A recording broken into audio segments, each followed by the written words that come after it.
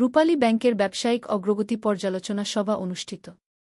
রাষ্ট্রায়ত্ত রূপালী ব্যাংক পিএলসির বিভাগীয় কার্যালয় ঢাকা উত্তর ও ঢাকা দক্ষিণের আওতাধীন কর্পোরেট বিয়োগ ১ শাখাসমূহের জুন ২০২৬ ভিত্তিক ব্যবসায়িক অগ্রগতি পর্যালোচনা সভা অনুষ্ঠিত হয়েছে। শনিবার ৮ আগস্ট রাজধানীর দিলকুশাস্থ ব্যাংকের প্রধান কার্যালয়ে এ সভা অনুষ্ঠিত হয়। সভায় প্রধান অতিথি হিসেবে উপস্থিত থেকে সংশ্লিষ্ট শাখাসমূহের জুন ২০২৬ ভিত্তিক ব্যবসায়িক অগ্রগতি পর্যালোচনা করেন ব্যাংকের ব্যবস্থাপনা পরিচালক কাজী মো. ওয়াহিদুল ইসলাম। এ সময় ব্যবস্থাপনা পরিচালক নির্ধারিত ব্যবসায়িক লক্ষ্যমাত্রা অর্জন, ব্যবসা সম্প্রসারণ ও গ্রাহক সেবা বৃদ্ধির উপর গুরুত্বারোপ করেন।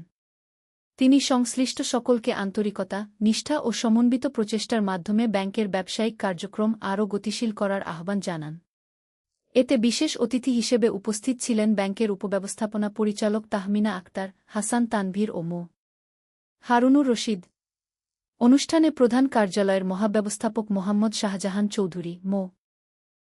মঈন উদ্দিন মাসুদ, বিভাগীয় কার্যালয় ঢাকা দক্ষিণের মহাব্যবস্থাপক তানভীর হাসনাইন মঈন, ঢাকা উত্তরের মহাব্যবস্থাপক শেখ মুনজুর করিম সহ সংশ্লিষ্ট কর্পোরেট শাখাসমূহের প্রধানগণ উপস্থিত ছিলেন।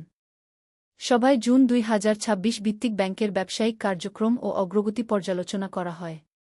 একই সঙ্গে চলতি বছরের নির্ধারিত ব্যবসায়িক লক্ষ্যমাত্রা অর্জনে করণীয় বিষয়ে বিস্তারিত আলোচনা এবং প্রয়োজনীয় কর্মপরিকল্পনা গ্রহণ করা হয়। কাল বেলা এসে